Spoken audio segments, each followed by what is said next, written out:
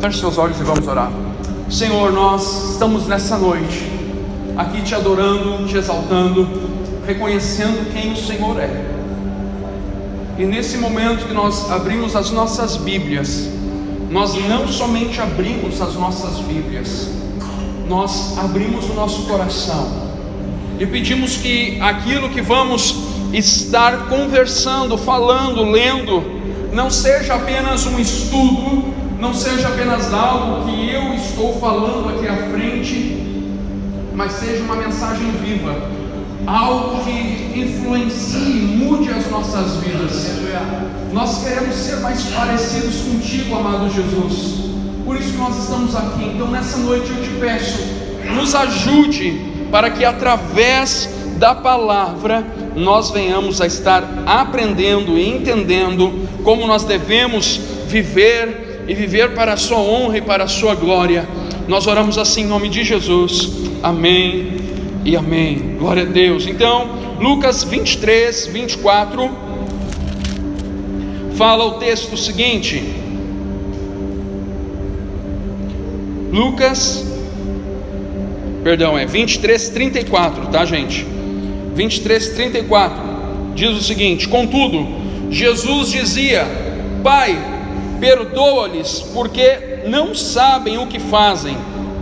Então, repartindo as vestes dele, lançaram sorte. Hoje nós começamos uma série de mensagens. Eu sempre brinco que aqui na Seara Porto Alegre nós somos quase como a Netflix, né? Nós temos séries de mensagem e você precisa acompanhar cada episódio da série para não ficar perdido. E nós temos uma edição do episódio no domingo e uma outra edição do episódio na célula na quinta-feira. Então você vem, assiste o episódio, entende o episódio, conversa sobre o episódio na célula durante a semana, para falar aquilo que você entendeu, aquilo que Deus falou com você, e também ajudar os outros a entenderem aquilo. Por isso que nós temos a reunião nos domingos e uma reunião nas casas durante a semana. Agora, nessa série de mensagens, que é 40 dias para a Páscoa, nós vamos falar a respeito das 7 palavras de Jesus na cruz, e aquilo que ele disse lá na cruz, tanto para as pessoas quanto para Deus. Então nós precisamos entender que cada domingo até a Páscoa nós vamos estar aprendendo e recebendo instrução, orientação de Jesus para vivermos conforme Ele nos ensina. Muitos chamam esse período de quaresma, né? Nós apenas chamamos de 40 dias antes da Páscoa, mas se você quiser chamar de quaresma, não tem problema, pode chamar, não faz a diferença alguma.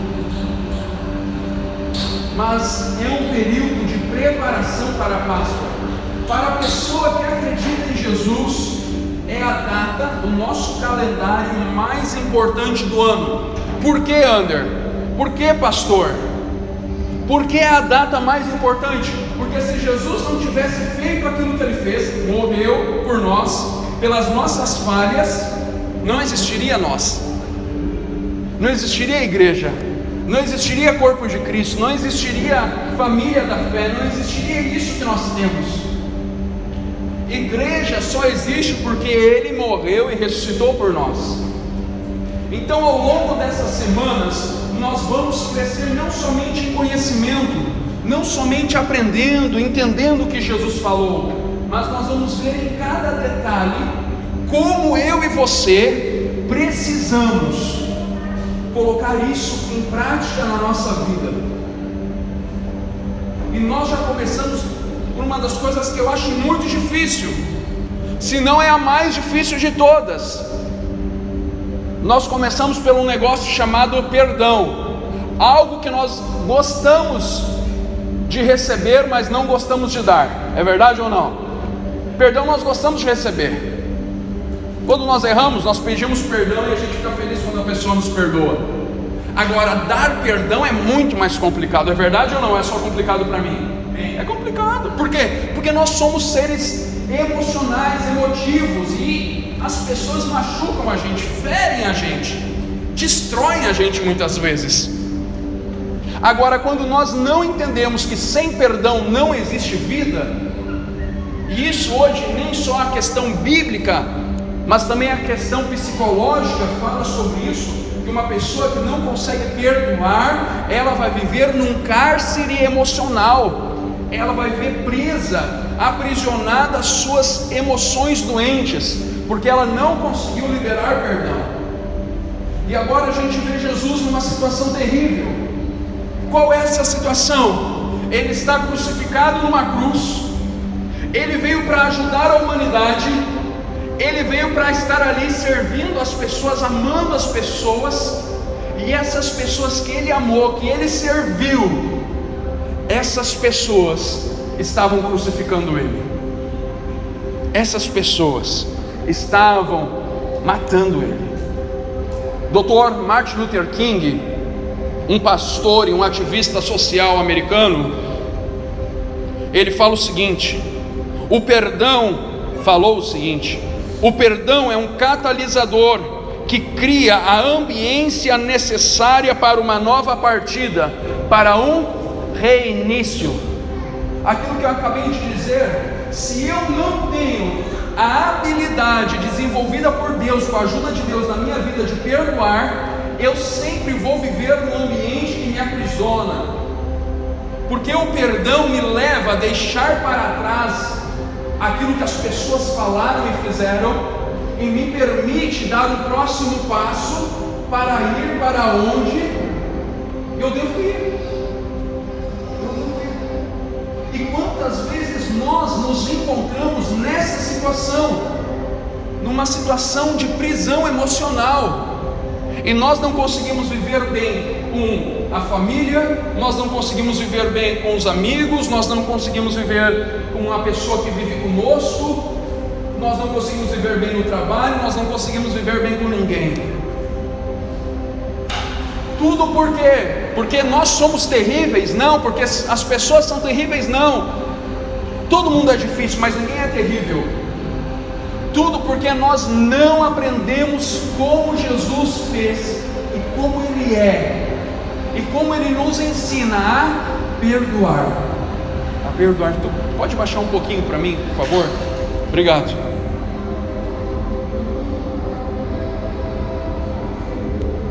A coisa mais importante que nós temos a fazer é aprender com Jesus. Os líderes judeus estão esperando até hoje o Messias, há uma promessa. E eu li uma reportagem semana passada de um dos maiores rabinos de Israel, e ele estava dizendo numa entrevista o seguinte: olha, nós cremos que o Messias está por vir. Segundo a nossa interpretação teológica da Torá, o Messias está muito perto de chegar. E Jesus veio como Messias, Jesus foi o Messias, era o Messias e é o Messias. Só que eles esperavam no Jesus um Messias general de guerra, que viesse patrolando todo mundo, conquistador, dominador, que viesse acabar com o Império Romano, com a opressão. Um Jesus que viesse reestabelecer na plenitude o reino de Israel. Um cara político. Ele veio para isso. Eles pensavam que o Messias vinha para isso, mas Jesus veio totalmente diferente. Veio humilde, veio um cara agregador de pessoas, que ia contra a própria religião da época. Chamavam Jesus de encapetado. Sabia disso? Por quê? Porque ele manifestava o reino de Deus de uma forma diferente. E esses caras, esses líderes judeus, crucificaram Jesus. Mas nem isso mais, também os soldados romanos, que Jesus cuidou, Jesus ajudou muitos romanos, também crucificaram Jesus. O povo que seguia Jesus também gritou lá junto com a massa: crucificam, crucificam. Você já ouviu falar do efeito manada? Começa um falando, começa 10 falando, 100 falando, 1000 falando, daqui a pouco está todo mundo falando. É o efeito manada. E aquelas 5, 10, 20 mil pessoas que seguiam Jesus, muitos deles estavam lá gritando: crucifica. Aquele mesmo Jesus que tinha curado aquelas pessoas, tinha dado pão para elas comer, que tinha sido doado a vida deles por elas, estava lá dizendo: crucificam. E a primeira coisa que Jesus faz quando sobe na cruz, está para subir na cruz, é: Pai, perdoa, eles não sabem o que estão fazendo. Se coloca na condição de Jesus. Se fosse você naquele lugar, você falaria isso? Você se conhecendo, você se falaria isso? Eu não, gente. Se eu estivesse lá, eu falaria assim: Pai, eu sou teu filho, agora mata todo mundo. Acabou, não tem mais salvação. Não, o Senhor já tentou lá na Arca de Noé, o Senhor já tentou com Adão e Eva no paraíso, tentou com os profetas, agora eu vim aqui paz e amor, ajudei todo mundo, não deu certo. A gente diria isso, por quê? Porque nós temos uma forma de pensar diferente da de Jesus. E uma das coisas mais que me chama a atenção nos evangelhos, e depois o apóstolo Paulo explicando, ele sempre usa o termo da mentalidade. Ele fala da mentalidade de Jesus, e é isso que Jesus transparece em toda a sua vida, e de uma maneira muito clara no momento da cruz, que nós vamos estudar ao longo desses domingos. Como eu e você podemos aprender com Jesus. E ele não fez isso só lá na cruz, ele faz isso até hoje.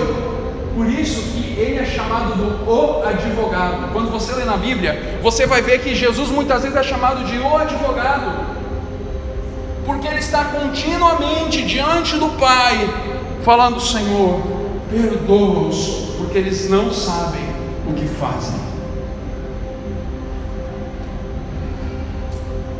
Perdoa-os, porque eles não sabem o que fazem. E quando chegar o dia do juízo, e todos vão ter um dia de prestar conta da sua vida, ele vai estar lá como advogado dos seus, dizendo: Senhor, ele está comigo, perdoa. Essa é a marca de Cristo. Essa é a marca de Cristo na minha vida, na sua vida.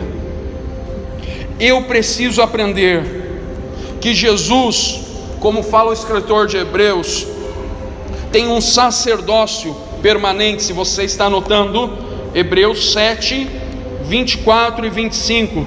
Jesus tem um sacerdócio permanente, portanto ele é capaz de salvar definitivamente aqueles que por meio dele aproximam-se de Deus, pois vive sempre para interceder por eles. Ele vive para interceder por nós. Muitas vezes nós estamos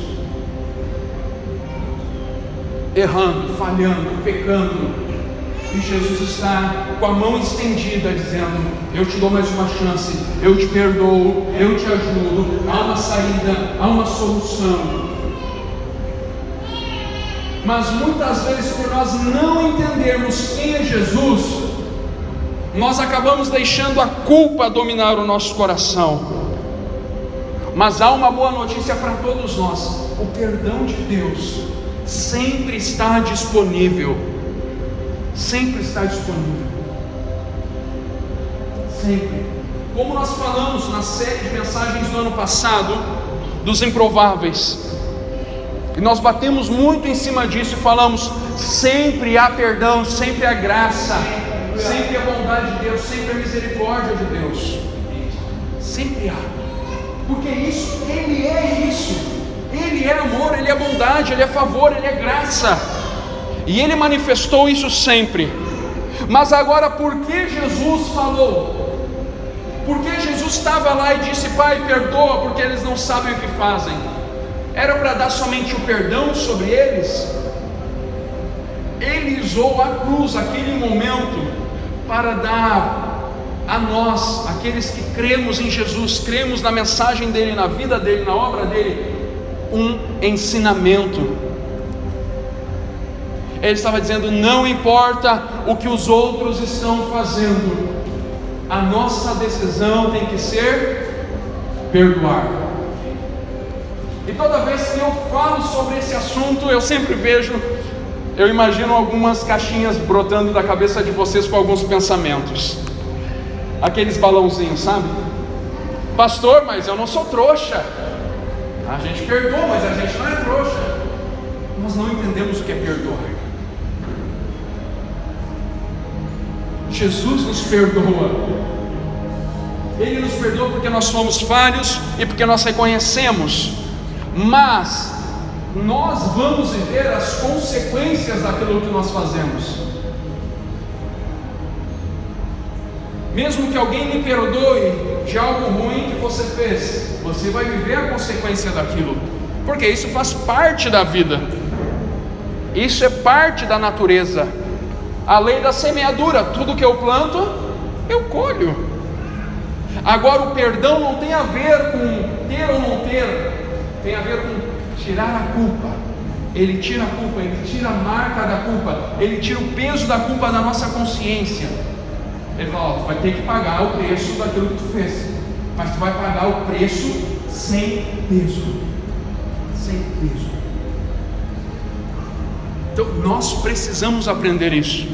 E as palavras de perdão de Jesus mudam a nossa vida, a minha vida, a sua vida, quando eu e você reconhecemos a necessidade de perdão. Sabe aquele slogan que eu falei que eu vou fazer esse ano? Tem um termo lá: viva uma vida sem arrependimentos. Eu vou fazer esse ano ainda uma série de mensagens aqui na igreja de uma vida com arrependimentos.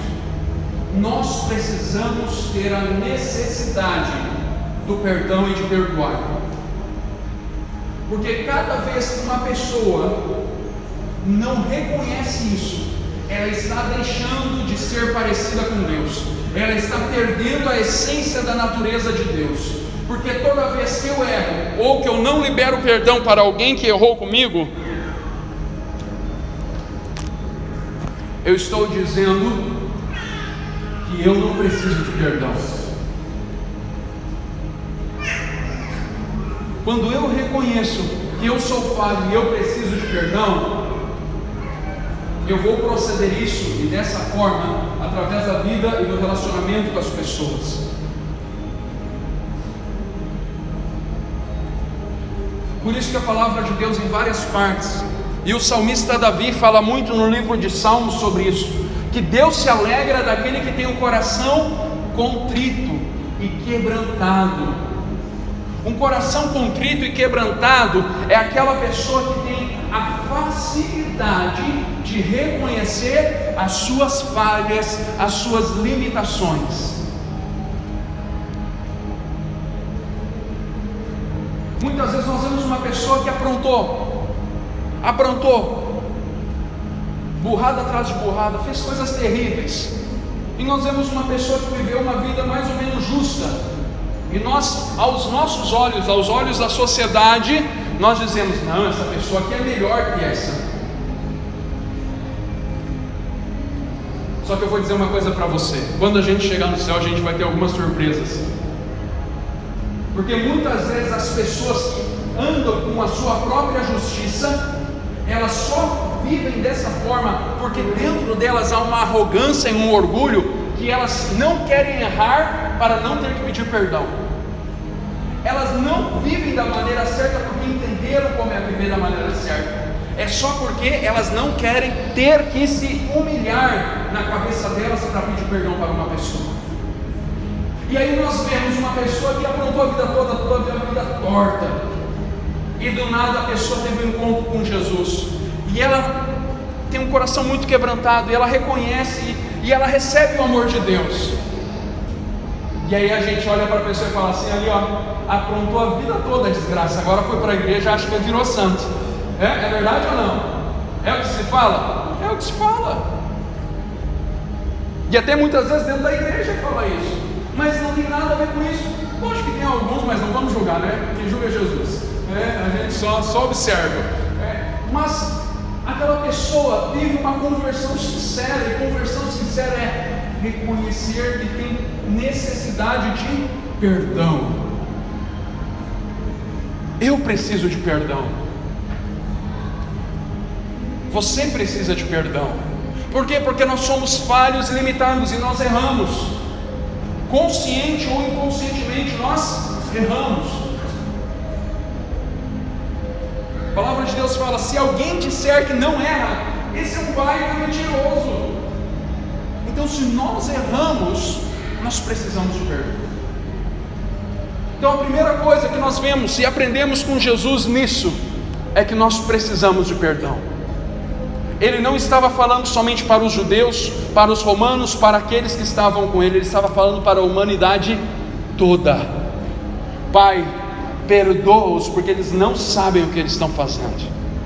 Eles não sabem que estão crucificando aquele que é a vida, estão matando a vida.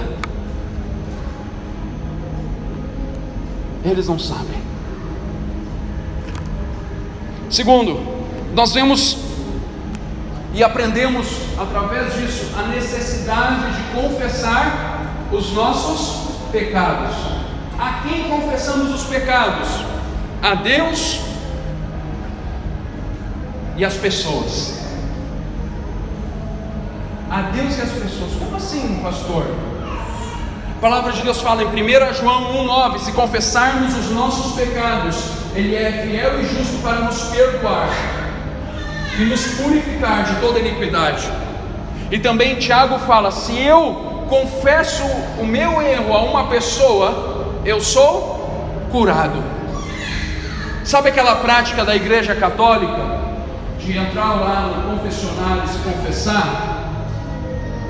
Não está de todo errado. Não está de todo errado. Agora, se confessar sem entender o motivo da confissão, isso está errado. Isso está errado. Eu confesso para pedir perdão a Deus, e eu confesso para receber cura. Como assim, pastor? Eu não estou entendendo. A Bíblia, gente, já fala de termos psicológicos antes de existir psicologia. Alcoólicos Anônimos, um dos 12 passos é confessar, é falar abertamente. Por quê? Porque toda vez que eu confesso para os outros as minhas falhas, eu estou me expondo. Isso tem uma função, além de espiritual, emocional, tem uma função interna dentro de nós, que nos leva a tomar uma decisão de mudança de vida e nos comprometer a melhorar naquela área. Por isso que nós temos aqui na igreja o acompanhamento 1 a 1, para que você não precisa ficar confessando para todo mundo. Você tem uma pessoa de confiança, ou eu e a pastora, ou um dos líderes discipuladores, para você falar e dizer: eu estou com dificuldade nessa área, essa área está sendo pesada para mim, isso aqui está complicado na minha vida. E aqui não fala, e muitas vezes a gente fica com medo, que ao fazer isso você vai ser julgado. Não. Ao fazer isso você vai ser apenas ouvido. Porque o poder não está em eu escutar, ou o líder escutar, está em você falar. Em você falar. E eu não sei você, mas você já guardou uma coisa dentro de você que depois, quando você falou para fora, parece que você vomitou tudo, você ficou mais leve, você sentiu: meu Deus, que coisa gostosa ter falado, devia ter falado 1000 anos antes isso aqui. É verdade ou não? Já aconteceu isso? Já aconteceu. Por quê? Porque isso faz parte da nossa natureza. E quando eu e você aprendemos isso e aprendemos com Jesus sobre perdão, nós temos que colocar em prática. Nós temos que colocar em prática nas nossas vidas. Mas o confessar não é só assim: o pastor falou lá na igreja que a gente tem que confessar. Aí sai falando.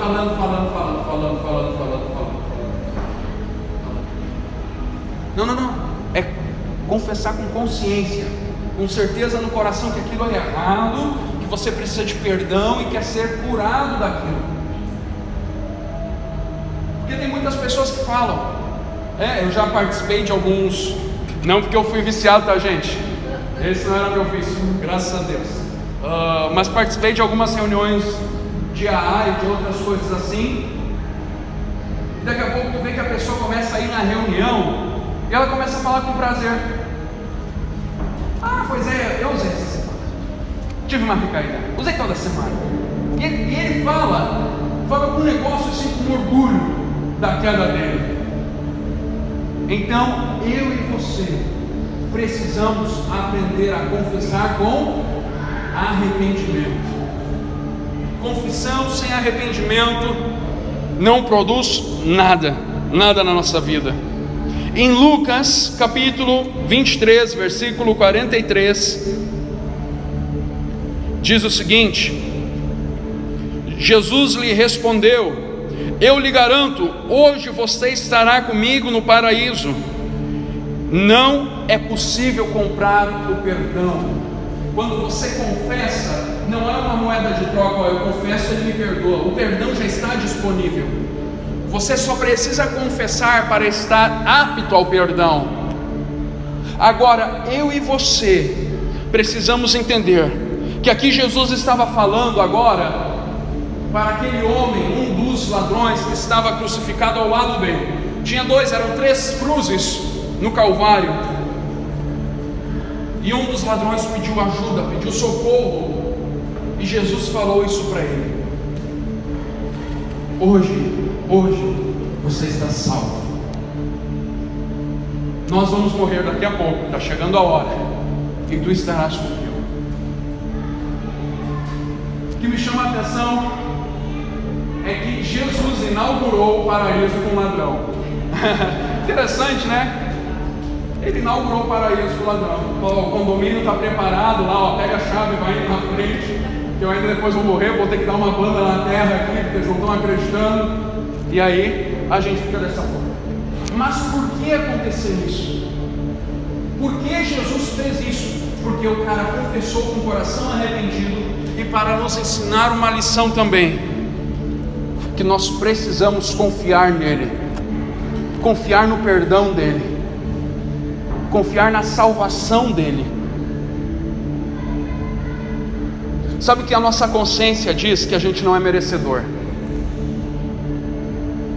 Sabe que a culpa é colocada todos os dias dentro da nossa cabeça.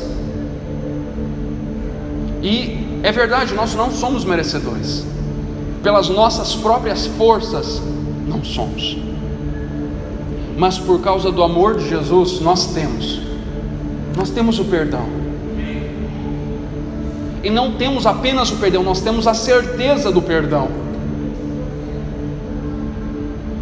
Nós temos a convicção que Ele nos perdoa. E o que nós precisamos fazer é receber isso.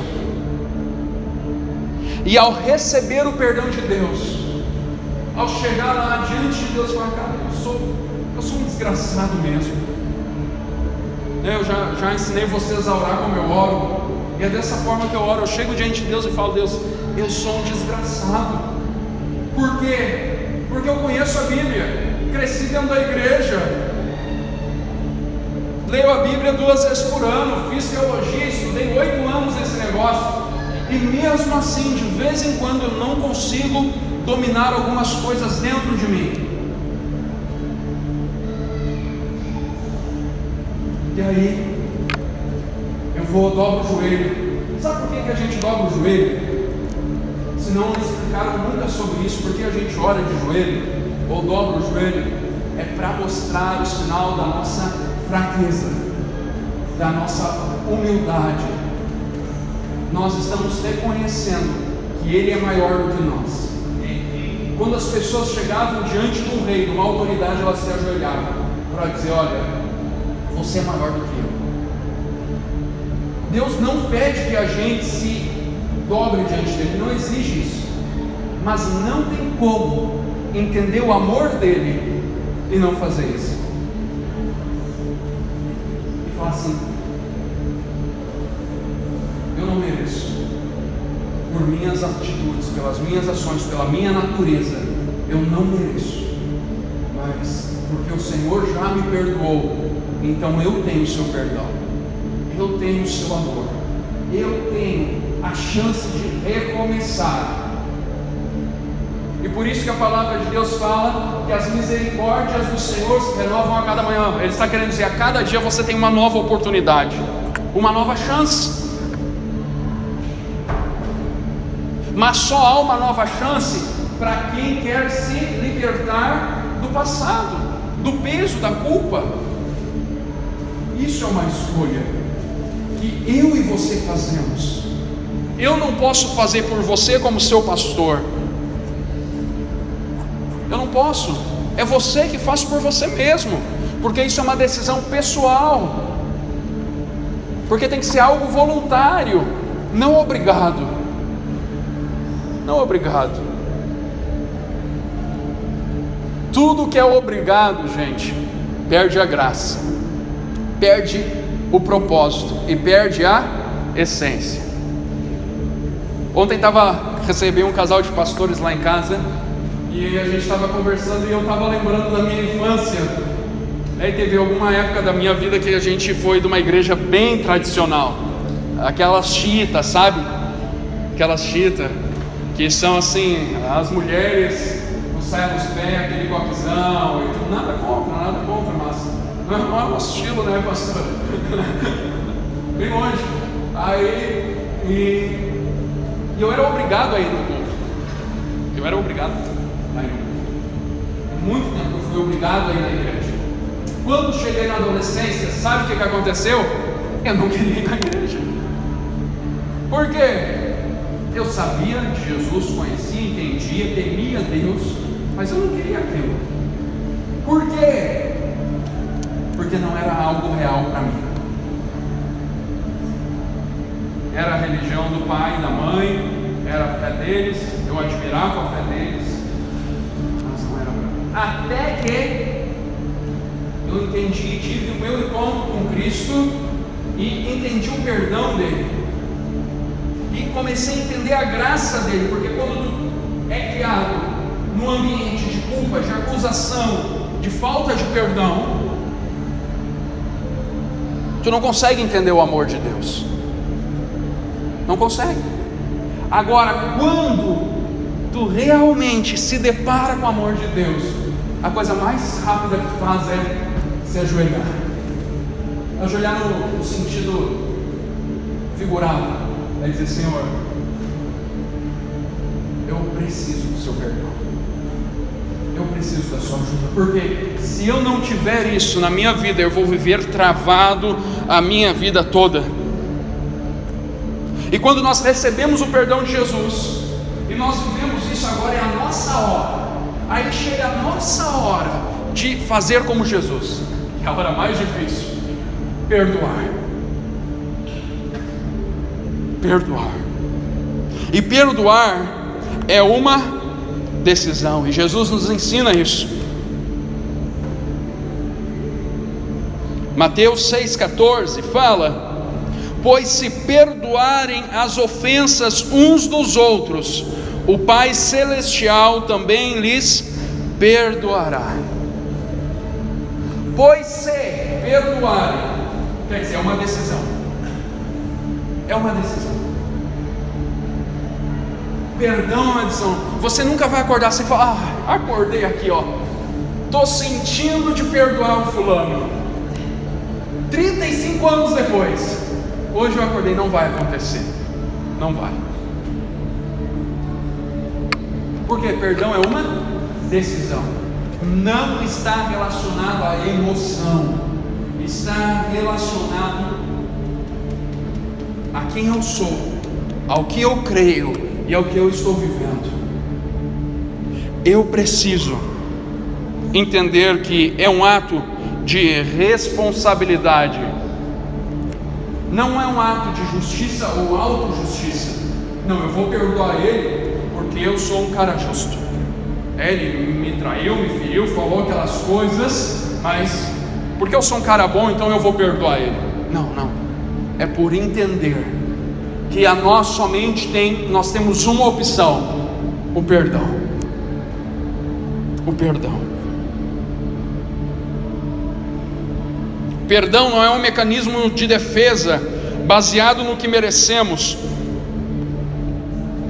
mas é uma tática de guerra ofensiva para ganhar contra a amargura do nosso coração.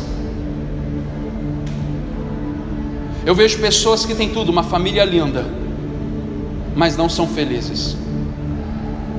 Tem saúde, mas não são felizes. Tem uma vida estável, mas não são felizes, porque a vida delas é cheia de amargura. E sabe o que é amargura? É perdão dormido, falta de perdão dormido. Amargura é isso, é quando eu não consigo perdoar a pessoa,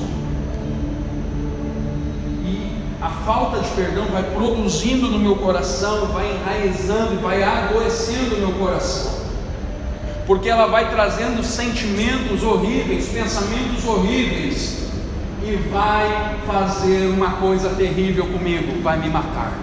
Você sabia disso? Que a amargura mata a sua intelectualidade, porque tudo aquilo que você pensa baseado na amargura. Mata as suas emoções, porque toda a emoção que você tem é baseada na amargura. Mata a sua espiritualidade, porque toda vez que você vai pensar a respeito de Deus, você pensa através da sua amargura. E tem pessoas que colecionam amargura, mas não é pouco não, tem toneladas de amargura.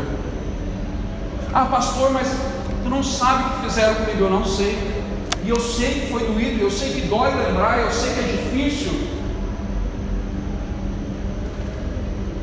Eu atendi uma vez, eu acho que foi um dos piores casos que eu atendi, e eu posso falar aqui porque depois ela deu esse testemunho, e ela não é daqui da igreja também.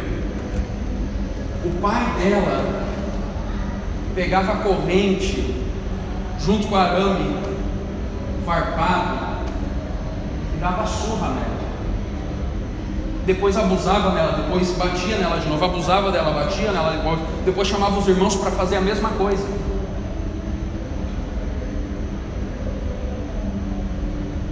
É fácil perdoar? Claro que não.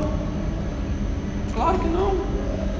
Só quer abraçar a pessoa e chorar junto com ela e falar assim: eu quero ter um pouco da amargura contigo, vem cá.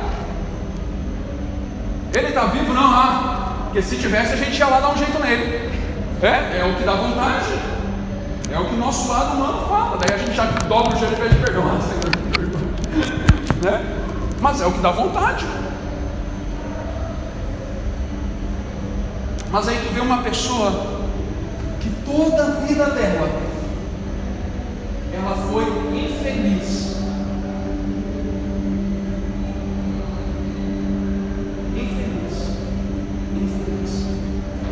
Foi complicado, difícil de trilhar essa jornada com ela, até ela conseguir liberar o perdão. Depois que ela conseguiu liberar perdão, a gente até brincava com ela: ó, vai ter que bater outras fotos aí, teus documentos, não é mais a mesma mulher. A fisionomia do rosto mudou, o semblante mudou. Por quê? Porque aquilo que ela carregava era pesado demais.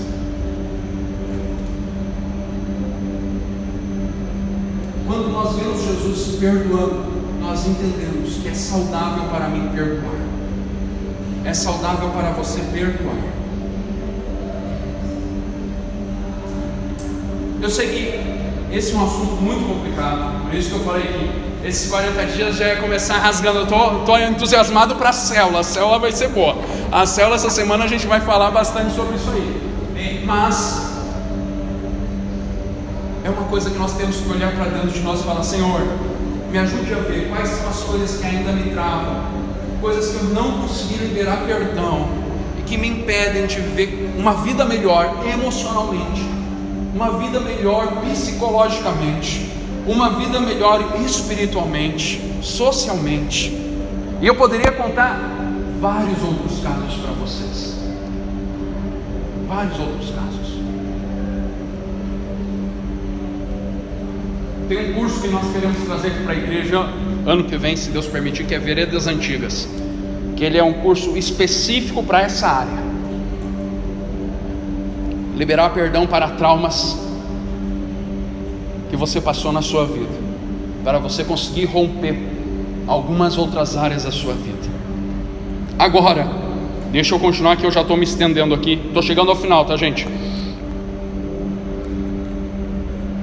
Nós temos que entender que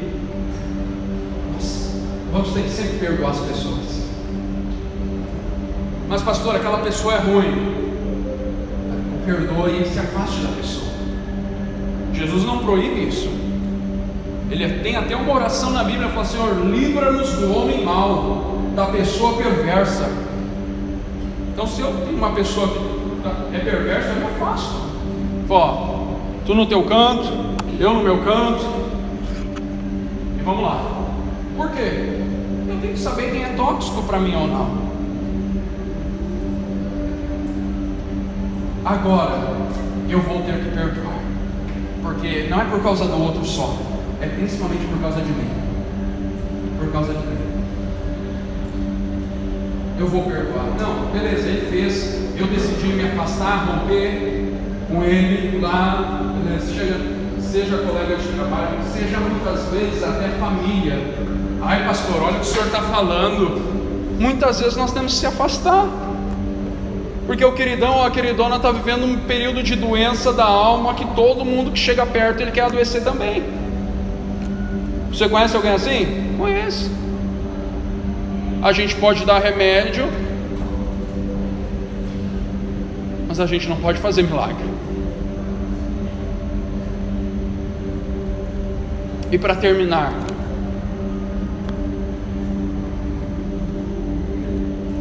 além de perdoar como Jesus de maneira generosa, receba diariamente o perdão de Jesus.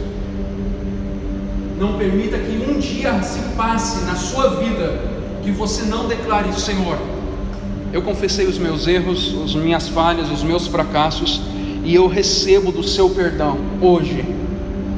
O seu perdão hoje, o seu perdão que me perdoa, que me livra, o seu perdão que me tira a culpa, o seu perdão que não me deixa ficar preso nisso.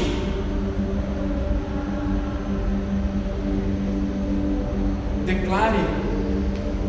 Depois, toda vez que eu confesso que eu arrependo, eu vou e repito e declaro aquele texto de 1 João 1,9, falo: Senhor, a sua palavra diz, é uma promessa, e o Senhor é um Pai que não falha, um Pai que não mente. Então, se o Senhor diz que me perdoa, então eu estou perdoado. Porque sabe o que a nossa consciência e os outros vão dizer, e até o inimigo vai dizer? Não, o que tu fez não tem perdão. O que tu fez não tem perdão. Vai dizer isso. Mas isso, como os americanos falam, é uma bullshit, é uma grande mentira. Isso é uma grande mentira, isso não é uma verdade. Ele lhe perdoou. O que você precisa fazer? Receber o perdão. Quando Jesus disse lá na cruz: Pai, perdoa-os, porque eles não sabem o que fazem. Se aqueles soldados tivessem se ajoelhado e pedido misericórdia, eles teriam sido perdoados na hora. Mas pastor, eles estavam cometendo um homicídio, como eles seriam perdoados na hora? Porque não tem a ver conosco, tem a ver com Ele, e Ele é amor. Ele é amor, essa é a essência dele. Essa é a essência dele, Ele é amor. Para nos relacionarmos com Deus, nós só podemos nos relacionar através de Cristo. E para nos relacionar com Cristo, nós temos que entender que tudo aquilo que Ele fez é porque Ele é amor. E o amor é o maior poder de Deus. O amor perdoa, o amor liberta, o amor dá uma nova chance, o amor dá uma nova vida, o amor faz nova todas as coisas. O amor de Cristo é a maior força do mundo. é a maior força do mundo. Agora, o que eu e você precisamos fazer? Receber. E eu quero convidar você a ficar de pé, por favor, e orar juntamente comigo. Fique de pé, feche seus olhos.